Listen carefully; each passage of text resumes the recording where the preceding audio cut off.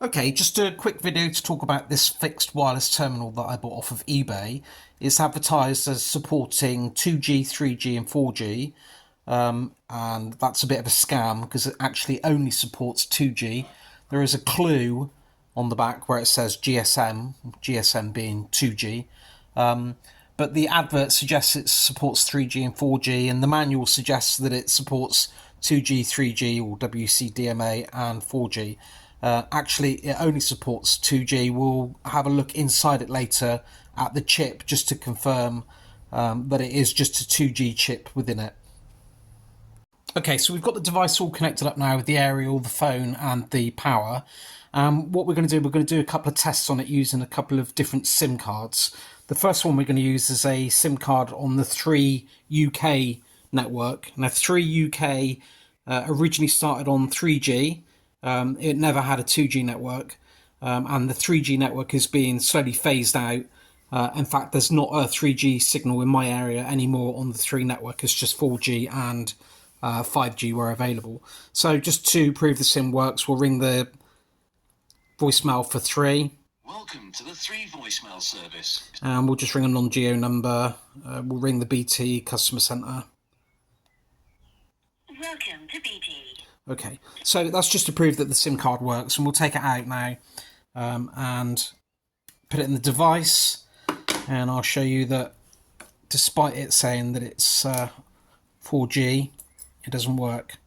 Now, whilst this is booting up, you probably are aware that 4G has different bandings. Now, this allegedly supports a whole host of bandings, which we'll go through in a minute.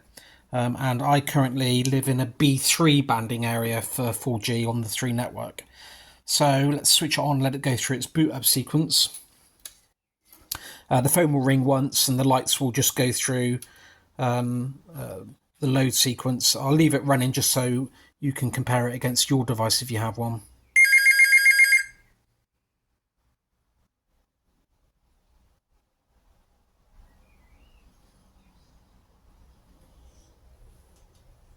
Okay, so it's acknowledged the fact that there's a phone.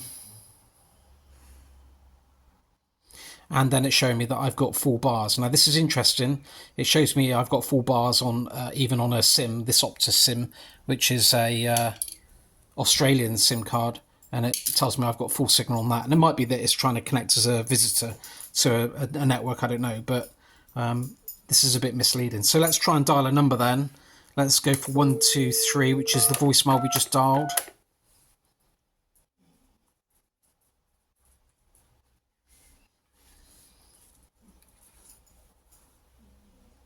Okay, it's not connecting. I know it's not going to work because I've tried it several times. So let's now try the 0800 number. 0800 800 150, which is the BT call centre.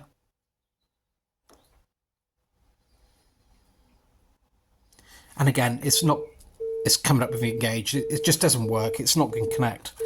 Now, I said about the banding is, if I bring this up a bit closer, I don't know if you can read it, but it claims that on the LTE FDD and LTE TDD, the 4G network, that it works on or supports the following bands. Now, I'm currently on band B3 in this area, but I've tried it on B1, B28 at friends' houses, and it doesn't work on any of the bandings on 4G. So I think the conclusion is that this device does not work on 4G, and I do not believe it works on 3G either, and that's supported by what's actually inside the device, which we'll come to in a bit. Okay, now we'll try it on a giffgaff SIM card. Keep calling them CDs for some reason. And giffgaff, as you probably are aware, is on the O2 network. It's a wholly owned subsidiary of O2, and O2 network supports 2G, 3G, 4G and 5G. So we'll switch it on. Again, it will go through its load sequence.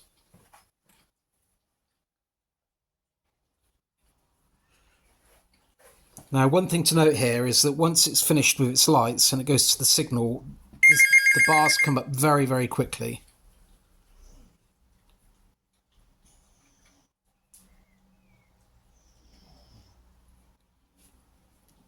acknowledging the phone, and the bars come up much quicker than they did on the 4G SIM that we used earlier.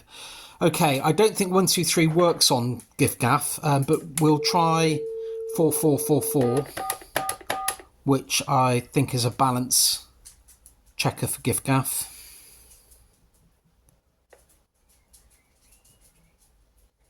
Welcome to giffgaff's goodie bag and top-up service. At any point you can press... Okay, so that works, and then we'll just for completeness, we'll try the BT call centre.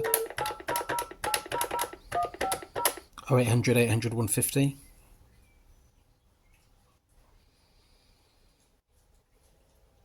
Welcome to BT. Please enter. Okay, so this clearly works, and my suspicion is that this is working on 2G. So what we'll do now, we'll open the device up and we'll have a look at the chip to confirm that this is actually nothing more than a 2G modem. Okay, so I've removed the rubber feet which exposes the screws, and I've taken the back cover off and exposed this circuit board, which has a few tiny little ICs on it. The chip that in particular that we're interested in though is this one here. And if I bring it up a little bit closer, I'm hoping that you can see it. It's made by a company called Quectel, I think, and the chip has got a marking of M26 on it. Now, there's a few other numbers on there. One of them is an IMEI, and if you do an IMEI lookup online, it comes up and tells you that this is a GSM GPRS device. Also, if you look at the online, if you look at Qualtech M26, again, it will tell you it's a GSM GPRS chip. GPRS being the data side of GSM, if you like, which effectively gave us the birth of the internet on mobile phones many, many years ago. So this is nothing more than a 2G modem. It doesn't support 3G and it doesn't support 4G. They are telling you that because they know that you're unlikely to find out that it doesn't work on 4G, not for some considerable time, beyond when the 2G network is switched off, and by then they're going to be long gone and trading other devices under a different name. What I'll do now is I'll show you some of the responses I've had from the supplier, just if you are going through a similar issue trying to get your money back on one of these devices, just to show that you're probably getting exactly the same stock responses that I've been getting, which is that they have had to go to their supplier. Would I accept 30% back or 50% back? And I won't. I want all of my money back. And if they want the device back, they need to pay for the postage as well, because they said it was a 3G, 4G device, and it isn't.